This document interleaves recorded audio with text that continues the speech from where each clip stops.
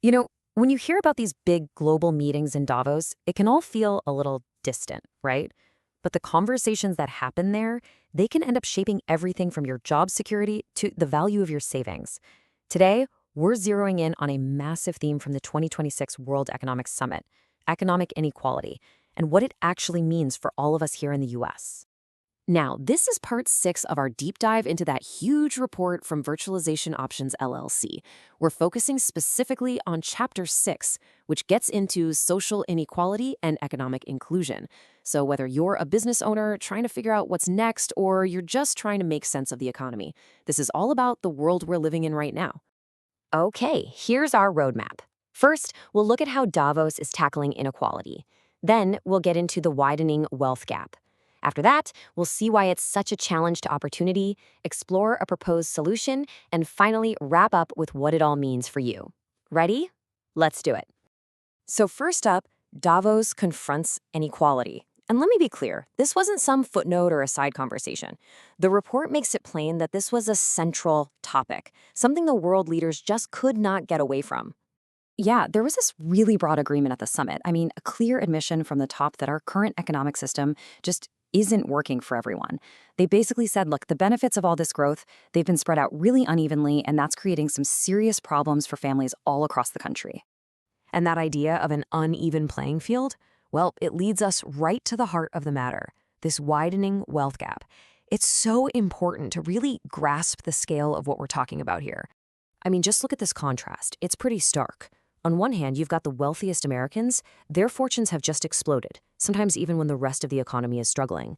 But then on the other side, for the typical American household, incomes have barely moved once you account for inflation. It's like we're living in two completely different economic realities at the same time. And the report just hits the nail on the head with this quote. This isn't just some interesting number for economists to debate. What this is saying is that the gap itself is a direct threat to the American dream. The whole idea that you can work hard and build a better life. So if this gap is such a fundamental challenge, what does that actually look like in the real world? Let's dig into why this matters so much and how this concentration of wealth really affects the average person's shot at getting ahead. Okay, so the report pretty much lays out a chain reaction. It all starts when wealth just keeps piling up at the very top, while wages for almost everyone else stay flat. That, of course, creates a bigger and bigger gap. But here's the kicker, the final step. That gap directly leads to less economic mobility for everybody else. It's like the rungs on the ladder of opportunity are getting farther and farther apart. All right, so the problem is pretty clear. The big question then is, what on earth do we do about it? Let's shift gears and look at the path forward, the solutions that were being kicked around at Davos. The number one solution that kept coming up was this huge focus on workforce development and reskilling. The idea is simple. Let's get ahead of the curve and give American workers the skills they need to get higher paying jobs, especially with all the changes happening in tech, AI, and green energy. But, and this is a really big but, for any of these programs to actually make a difference, the report says you need 3 things. First, they have to be accessible to everyone who needs them. Second, quality is key. The training has to be top-notch, not just checking a box. And finally, alignment. The skills people are learning have to be the skills that companies are actually hiring for. If you miss any one of those, the whole thing could just be a waste of time.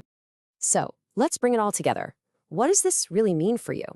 In this last part, we're going to see why this isn't just some social issue, and why leaders from business and government are taking it so incredibly seriously. And here it is. This is really the main takeaway. The big consensus from Davos was that fighting inequality isn't just about it being the right thing to do. It is an absolute economic necessity.